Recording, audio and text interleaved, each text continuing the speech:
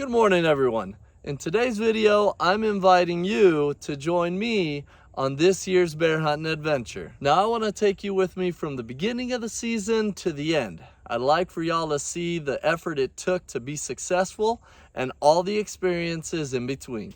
For the hunt, I'll be using my Western Bushbuck 45. Now, I won't talk much about the rifle in this video.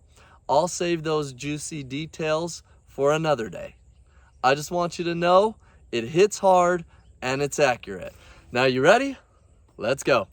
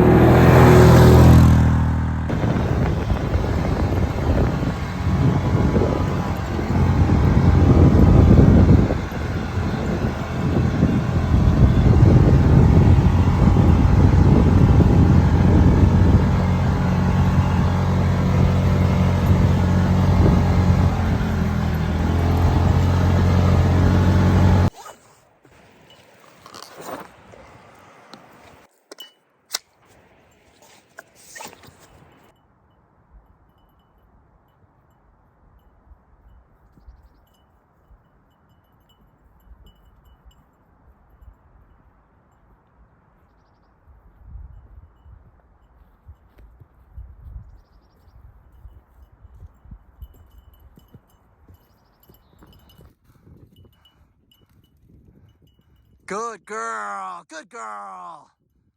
Fetch it, girl. Oh, it's an elk, it's a raghorn. Good girl, fetch up. Good girl, good girl. Oh, that's a good girl. Yeah, that's a good girl.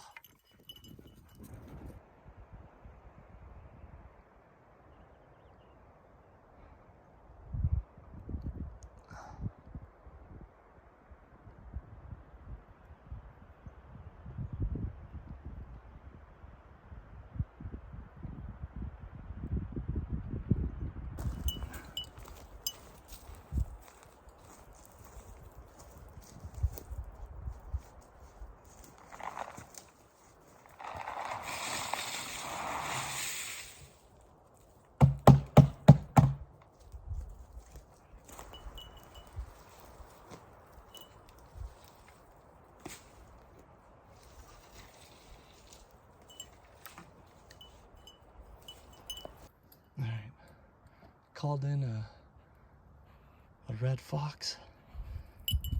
He had that gopher in his mouth. Took a shot. See if Lonnie can trail it. There's some blood there. Let's see if we can find it.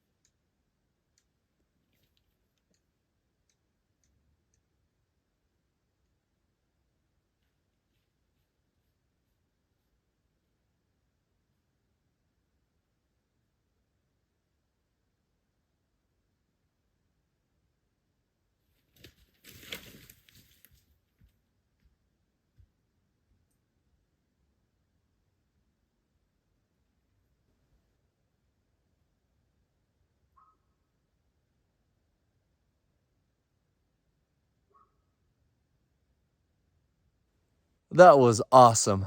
First day sitting on the bait, we had a bear come in. He came in to about 10 yards, actually 9 yards. I ranged it after. I don't know if you were able to see it. So much action. There was a mountain lion on the game trail about 80 yards away. The bear scared it off. Also, it sounded like there was a mountain lion in heat. I don't know if the camera was able to record the growl, I guess you could say. There was elk that was running around. I saw one jumping around, but I could hear them. There was also another animal that I couldn't make out that kept grunting. Kind of sounded like moose maybe, but I didn't get up to take a look at what was making the sound, but it was jam-packed. It was awesome. That's what hunting's about. I could have taken that bear if I'll keep an eye on it. It's day one. It's about the size that I'm looking for, so on the smaller side of a bear. I think it'd be perfect, especially with the first harvest with an air rifle. So I am looking for a smaller bear, but we'll keep an eye. We got a lot of time in the season, but I hope you guys are enjoying it. That's what hunting's about. You know, it's not always about taking the animal. It's being outdoors. It's sweating. It's enjoying what God has given us, and that's why I'm hooked on it. So, all right, I gotta head down there. It's getting pretty dark. It's darker than what the camera shows, but anyways, let's go.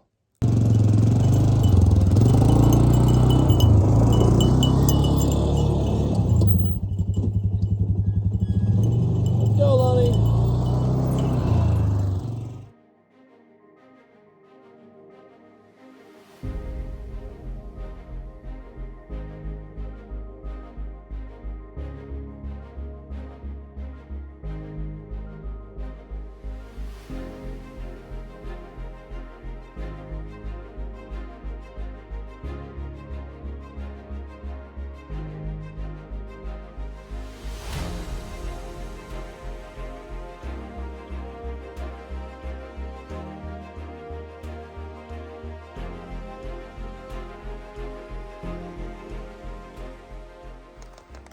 All right, this is day number 5 of sitting on a bait. We'll see what comes in. It really is a waiting game. Nothing else you could do. I spray down when I go in to really get the scent going. The wind is swirly. Maybe the bears are smelling me and aren't coming in. I don't know, but it's pretty much all I could do. Let's see how today turns out.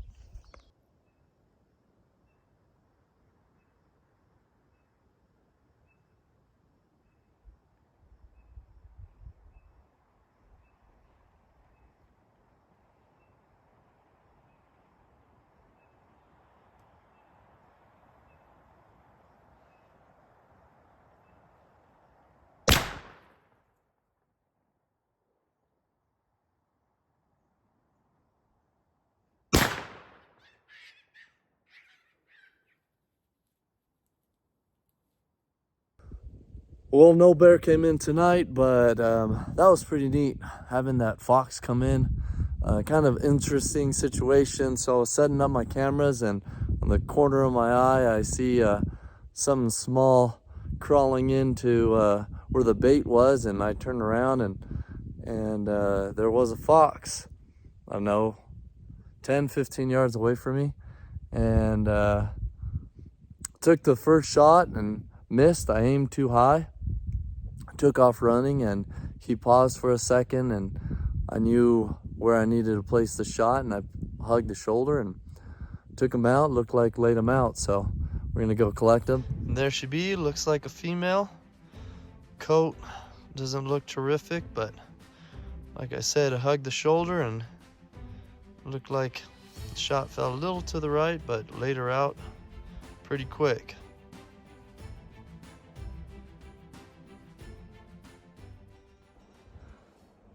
All right, this is day number 10. You would think it'd get easier. How many times you keep coming up?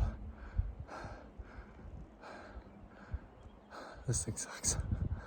I got a backpack full of bait. Super steep mountain. This is one of the baits. It's actually the one I really don't like sitting on. Shooting lane ain't that great. Super steep to get up here. But this is where the bear have been coming. So far, yesterday 4 bear came in. 1 bear came in this morning, about medium size. So I decided to sit on this one. I'm about 3/4 of the way up. Still some hiking to do, but that's hunting for you. Let's go. And that's about what's left for the hike. I gotta hit that tree line, just past that tree line. It might not look steep, but let me tell you, it's steep.